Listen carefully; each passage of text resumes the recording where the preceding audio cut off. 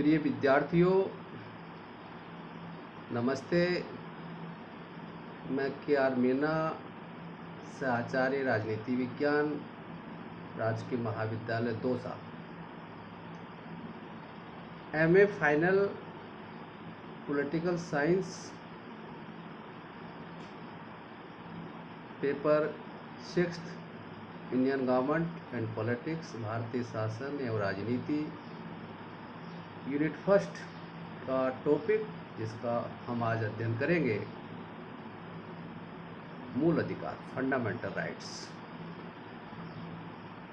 Professor Laski राजनीति विज्ञान के विद्वान हैं। उन्होंने मूल अधिकारों के बारे में एक अपनी टिप्पणी दी है कि अधिकार सामाजिक जीवन की वे दशाएं हैं जिसके बिना व्यक्ति अपना पूर्ण विकास नहीं कर सकता। प्रोफेसर लास्की जो लोकतंत्र के समर्थक रहे हैं, प्रजातांत्रिक शासन व्यवस्था के संस्थापक हैं, और उन्होंने कहा कि व्यक्ति अपने व्यक्तित्व का विकास इन मौलिक अधिकारों के द्वारा ही कर सकता है। मूल अधिकार प्रजातंत्र के आधार स्तंभ हैं। ये उन परिस्थितियों का निर्माण करते हैं जिनके आधार पर बहुमत की इच्छा निर्मित और क्रियान्वित होती है। मौलिक अधिकारों से व्यक्ति को पूर्ण रूप से शारीरिक, मानसिक और नैतिक विकास की सुरक्षा प्रदान की जाती है। अर्थात व्यक्ति अपने व्यक्तित्व का विकास इन मौलिक अधिकारों के आधार पर ही कर सकता है। मूल अधिकार एक देश के राजनीतिक जीवन में एक दल विशेष की तानाशाही स्थापित होने से रोकने के लिए नितांत आवश्यक है। मूल अधिकार व्यक्ति स्वतंत्रता और सामाजिक नियंत्रण के बीच उचित सामंजस्य की स्थापना करते हैं। भारतीय संविधान में मौलिक अधिकारों के बारे में जहाँ तक देखा जाए कि फ्रांस की राज्यक्रांति ने विश्व को स्वतंत्रता, समानता और भ्रातृत्व का संदेश दिया था। फ्रांस की राष्ट्रीय सभा ने 1789 का जो नवीन संविधान बना था उसमें मानव अधिकारों की घोषणा की थी। संयुक्त राज्य अमेरिका के संविधान में 1791 में प्रथम 10 संवैधानिक संशोधन करके नागरिकों को मौलिक अधिकार प्रदान किए गए थे। ये जो मौलिक अधिकारों का जो प्रारूप था उसको बिल ऑफ राइट्स कहा गया, अधिकार पत्र कहा गया। और भारत के संविधान में भी मौलिक अधिकारों को विस्तृत रूप से उनकी व्याख्या की गई है, वर्णन किया गया है। अब हम मूल अधिकारों का अर्थ, इसके बारे में आपको बताएंगे। मूल अधिकार क्या है? मूल अधिकारों से हमारा अभिप्राय उन अधिकारों से है जो व्यक्ति के जीवन के लिए मौलिक तथा अनिवार्य होने के कारण संविधान द्वारा नागरिकों को प्रदान किए जाते हैं, और जिन अधिकारों में राज्य द्वारा भी हस्तक्षेप नहीं किया जा सकता उनको मौलिक अधिकार कहा जाता है।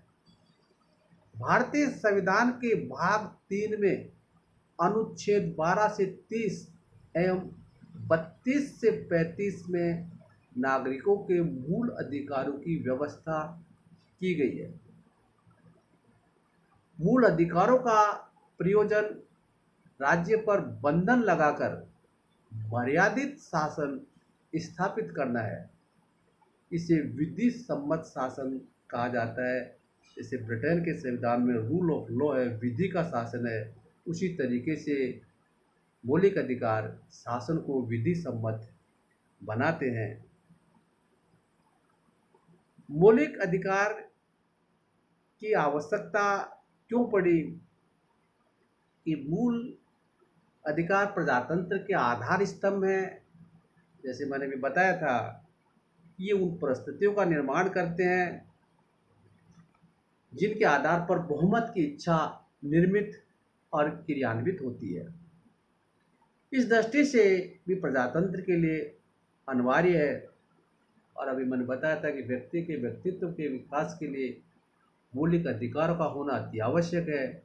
अगर मौलिक अधिकार नहीं होंगे तो व्यक्ति अपने व्यक्तित्व का विकास नहीं कर सकता है। दूसरा इसमें कारण दिया गया है कि मूल विधि अर्थात इनको संविधान में स्थान दिया गया है और साधारणतः संवैधानिक संशोधन की प्रक्रिया के अलावा इनमें और किसी भी तरीके से संशोधन या परिवर्तन नहीं किया जा सकता। मूल अधिकार साधारणतया अनु उल्लंघनीय है अर्थात व्यवस्थापिका कार्यपालिका या बहुमत दल द्वारा उनका अतिक्रमण नहीं किया जा सकता है। मौलिक अधिकार न्याय योग्य होते हैं अर्थात न्यायपालिका उन अधिकारों के लिए भी आवश्यक रूप से कदम उठा सकती है। मूल अधिकारों की व्यवस्था भारतीय संविधान की सर्वाधिक प्रमुख व्यवस्थाओं में से एक है। इसके बाद हम मूल अधिकारों की प्रकृति या मूल अधिकारों की विशेषताएं क्या है इसके बारे में आपको बताएंगे। मौलिक अधिकारों की विशेषताएं या मौलिक अधिकारों के लक्षण या मौलिक अधिकारों की प्रकृति। इन अधिकारों के संबंध में भारतीय संविधान द्वारा अमेरिका और अन्य आधुनिक संविधानों से प्रेरणा ली गई है। मूल अधिकारों की प्रमुख विशेषताएं इस प्रकार है। फर्स्ट, सर्वाधिक विस्तृत एवं जटिल अधिकार पत्र। भारतीय संविधान का तृतीय भाग जिसमें मौलिक अधिकारों का विवेचन किया गया है विश्व के अन्य किसी भी संविधान में दिए गए अधिकार पत्र से विस्तृत है, जटिल है। मौलिक अधिकारों के संबंध में संविधान में कुल 23 अनुच्छेद 12 से 30 और 32 से 35 तक के अनुच्छेदों में इनकी विस्तृत रूप से विवेचना की गई है। उदाहरण के लिए जैसे संविधान में के 19वें अनुच्छेद के रूप में 450 शब्द थे, अब तक हुए संशोधनों से इसके आकार में और वृद्धि हो गई है। इसलिए भारत के नागरिकों को जो प्रदत्त मौलिक अधिकार प्रदान किए गए संविधान के द्वारा वो अत्यधिक विस्तृत और जटिल अधिकार पत्र माना गया है। मूल अधिकार व्यवहारिकता पर आधारित है। भारतीय संविधान द्वारा प्रदत्त नागरिकों के जो अधिकार वो कोरे सिद्धांतों की अपेक्षा वास्तविकता पर आधारित है और संपूर्ण समाज के लिए उपयोगी है। अर्थात भारतीय संविधान द्वारा जो प्रदत्त मूल अधिकार इसमें पहले हम बता रहे थे व्यवहारिकता पर आधारित। भारतीय संविधान में दिए गए मौलिक अधिकार कोरे सिद्धांतों पर आधारित न होकर वास्तविकता व मौलिकता पर आधारित है। इसकी जो तीसरी विशेषता है, लक्षण है कि मूल अधिकार सीमित है, निरंकुश नहीं। भारतीय संविधान द्वारा प्रदान किए गए मूल अधिकार असीमित नहीं है, वरना संविधान के द्वारा उन पर प्रतिबंध भी लगा दिए गए हैं। इस संबंध में भारतीय संविधान और अमेरिकी संविधान में अंतर यह है कि अमेरिकी संविधान में मूल अधिकारों के ऊपर कोई प्रतिबंध नहीं लगाया गया है, लेकिन सर्वोच्च न्यायालय ने पुलिस शक्ति के सिद्धांत के आधार पर राज्य को सामान्य हित में मूल अधिकारों पर आवश्यक और उचित नियंत्रण लगाने की शक्ति दे दी गई है। इस तरीके से भारतीय संविधान में भी कुछ प्रतिबंध लगाने का अधिकार दिया है। संसद को सामान्य हित में मौलिक अधिकारों पर आवश्यक और उचित नियंत्रण लगाने की शक्ति दे दी गई है। इसके बाद चौथी जो विशेषता या लक्षण है कि मूल अधिकार निलंबित किए जा सकते हैं। देखिए, भारत के संविधान में इस तरीके का प्रावधान किया गया है कि मौलिक अधिकारों को निलंबित किया जा सकता है। संविधान में उन परिस्थितियों का स्पष्ट उल्लेख है राज्य संपूर्ण देश के हित में नागरिकों के मौलिक अधिकारों को निलंबित कर सकता है।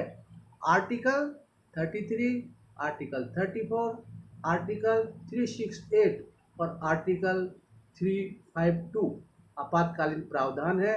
इनमें नागरिकों के मौलिक अधिकारों को कुछ समय के लिए स्थगित किया जा सकता है। इस तरीके की शक्ति भारत के संविधान में इनको प्रदान की गई है। मौलिक अधिकार, अगली विशेषता है मौलिक अधिकार केंद्र तथा राज्य सरकारों की शक्तियों पर प्रतिबंध लगाते हैं। सेंट्रल गवर्नमेंट जो स्टेट गवर्नमेंट होती है उनकी शक्तियों के ऊपर प्रतिबंध लगाने का कार्य मौलिक अधिकार करते हैं, जिससे व्यक्ति अपने व्यक्तित्व का पूर्ण विकास कर सकता है।